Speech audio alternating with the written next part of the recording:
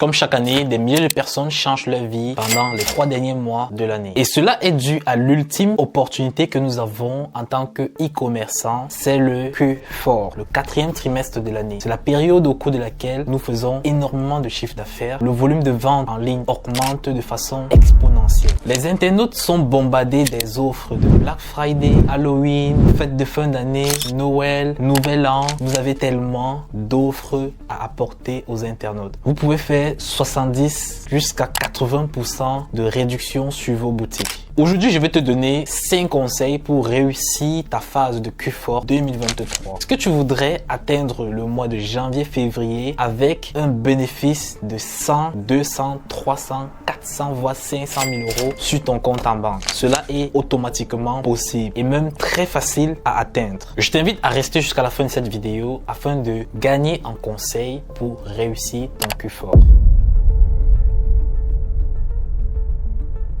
Le premier conseil à savoir, c'est que vous devez vous préparer à l'avance. Vous devez vous préparer même 2 mois avant la période du début du Q4. Le début Q4, il faut savoir que c'est la période de octobre, novembre, décembre. Il est conseillé de commencer même à partir du mois d'août afin d'avoir une large période de préparation psychologique et même pratique pour mettre tout en place pour réussir son Q4. Parce que c'est une période au cours de laquelle on ne va pas tester les produits de la même façon que nous testons en janvier, février, mars, avril. Nous allons tester de façon stratégique et nous allons élaborer un plan d'attaque afin d'aller chercher une somme spécifique sur le marché. Alors c'est pas pour dire que ceux qui n'ont pas commencé le mois d'août, septembre ont déjà raté le Q4. Non, même en octobre, si vous débutez, vous pouvez bien planifier pour réussir à avoir beaucoup de chiffre d'affaires dans le mois de novembre et décembre. C'est même les meilleurs mois où vous pouvez bénéficier et capitaliser au maximum. Mais sachez déjà que vous avez perdu Halloween. Non, Halloween c'est la fin du mois d'octobre et c'est normalement à partir du 20 septembre que vous commencez déjà à faire du chiffre d'affaires concernant la période de Halloween. Donc tous ceux qui sont déjà en train de chiffrer actuellement sont la plupart des personnes qui chiffrent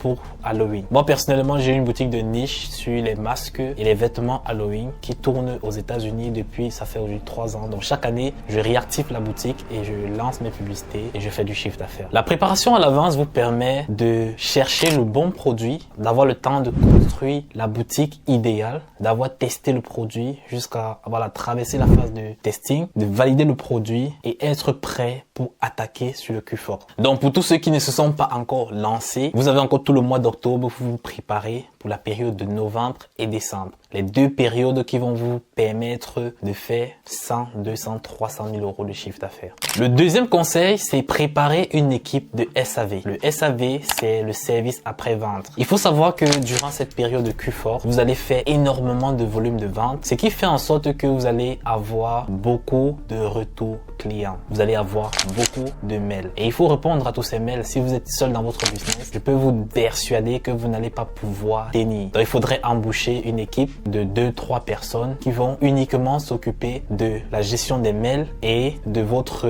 community manager. Donc c'est-à-dire ceux qui vont répondre aux différents commentaires sur les réseaux sociaux concernant vos publicités. Parce qu'il faut savoir aussi que c'est la période pendant laquelle les clients sont extrêmement exigeants. Ils veulent absolument avoir leur produit à temps. Donc ils vont vous envoyer beaucoup de mails. Il faut savoir qu'il faut se préparer vraiment à ça. Imaginez un client qui passe commande le 1er décembre sur votre boutique et il s'attend à obtenir son cadeau avant le 25 décembre. Alors, vous vous retrouvez le 14 décembre sans avoir envoyé, expédié le colis de votre client. Vous allez recevoir énormément de mails. Et si vous n'avez pas un back-end solide, donc c'est-à-dire un service client après-vente très bien, vous allez avoir des litiges qui vont faire en sorte que votre Stripe ou bien votre Shopify Payment soit banni. Et même votre compte publicitaire, que ce soit Google, Facebook, TikTok, vous allez être bloqué. Cela nous renvoie au 3e conseil qui est la prévention au blocage du compte Stripe, PayPal ou bien votre compte Shopify Payment. Ce que moi je fais durant toute l'année, c'est que je crée beaucoup de comptes Stripe et j'ai beaucoup de boutiques également connectées sur plusieurs Shopify Payment qui font en sorte que je vends avec tous ces boutiques et tous ces comptes. Et par contre, je vais diversifier mon argent. De telle sorte que je n'aurai pas l'argent bloqué sur un seul compte Stripe. Parce que il faut savoir que Stripe, que vous scalez votre produit à 100, 200, 300 000 euros, un jour vous allez être bloqué. Donc il faut s'attendre à ça avec eux. Ils ne supportent pas les dropshippers qui font des volumes de vente très intenses, très très énorme. Alors déjà, même au début, lorsque vous commencez, vous venez créer un compte Stripe, moi je vous conseille toujours de scaler le produit tout doucement jusqu'à 10 000 euros. Et peut-être à partir de 10 000 euros, vous pouvez vous permettre d'aller scaler, chercher les 10 000 euros par jour. Donc vraiment scaler votre produit. Donc le but ici serait d'avoir plusieurs comptes Stripe ou Shopify Payment de réserve afin de vous prévenir des blocages. C'est pas pendant le Q4 que vous allez réfléchir lorsque vous êtes bloqué à l'alternative d'avoir un autre compte Stripe ou bien un autre compte Shopify Payment. Alors c'est le moment bien avant de réfléchir. Donc, il faut avoir déjà des comptes Stripe. Mais vous n'êtes pas toujours grillé jusqu'ici. Il y a toujours des alternatives. Si vous posez les bonnes questions, vous allez pouvoir résoudre tous vos problèmes. Même si nous sommes en période d'octobre, il y a des personnes qui vendent les comptes Stripe qu'ils ont déjà commencé à chiffrer à l'intérieur. Ils n'ont pas de litige. Donc, je peux vous conseiller d'aller vers ces personnes, d'acheter un compte Stripe. C'est vrai que moi, je n'achète pas les comptes Stripe, mais dans les cas spéciaux, vous pouvez vous permettre d'acheter un compte qui vous permettra également aussi à rentabiliser, à recueillir de l'argent pendant cette période de Q4 afin de ne pas louper les opportunités. Cela me fait me rappeler le Q4 2021. J'étais en train de scaler un produit à plus de 200-300 000 euros de chiffre d'affaires chaque mois et j'avais déjà pratiquement fait plus de 500 000 euros de chiffre d'affaires avec cette boutique. Je me suis retrouvé directement bloqué d'un jour au lendemain sans justificatif. Mon compte était totalement restreint. Si je n'avais pas prévu des comptes de réserve, je vais me retrouver en train d'arrêter mon produit, en train de chercher de part et d'autre comment relancer, comment retrouver un autre compte Stripe, mais j'ai été préventif et j'ai pu sortir de là en scalant mon produit à plus de 700 000 euros de chiffre d'affaires. Le quatrième conseil,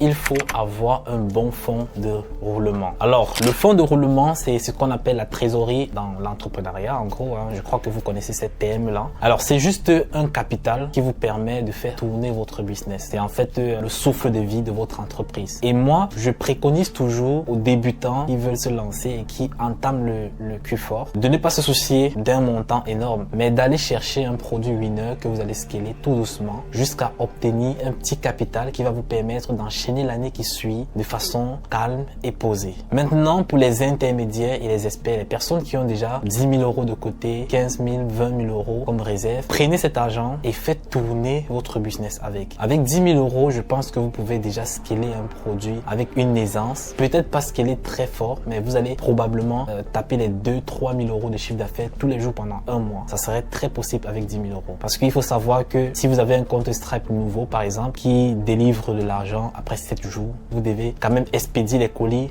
avant les 7 jours. Et pour cela, il vous faut votre fonds de roulement. Le cinquième conseil, vous devez planifier l'attaque sur le marché. Alors, on ne se lance pas dans le Q4 comme si on se lançait en dropshipping en février, mars, avril. Non, vous avez tellement d'événements que vous devez planifier bien avant. Alors, vous préparez et préparez votre boutique également à recevoir les achats venant de chaque événement. Et vous devez préparer votre offre, vous devez préparer le service après-vente, vous devez préparer vos publicités, adapter vos publicités en fonction de chaque période. Alors, j'ai déjà vu plusieurs années les publicités qui tournent, par exemple le Black Friday qui arrive jusqu'en Noël. C'est vrai que c'est un peu possible, vous allez toujours vendre, mais c'est vraiment incohérent. Déjà, à partir du 1er décembre, vous devez déjà avoir les publicités qui tournent par rapport à Noël et la fête de Nouvel An. Il est inconcevable de voir une boutique en décembre qui tourne avec une offre de Halloween. Ah ben non, ça veut dire que vous n'avez pas de plan d'attaque. Et vous devez avoir aussi un but précis sur le marché. Sachez ce que vous voulez avoir à la fin de votre Q4. Combien est-ce que vous voulez vendre? Vous voulez vendre 1 million d'euros de chiffre d'affaires? C'est possible. Faites un plan, définissez vos objectifs et établissez le chiffre d'affaires que vous voulez faire journalièrement et même de façon mensuelle. Donc, sur les 3 derniers mois, par exemple, octobre, novembre, décembre, vous pouvez vous dire, ok,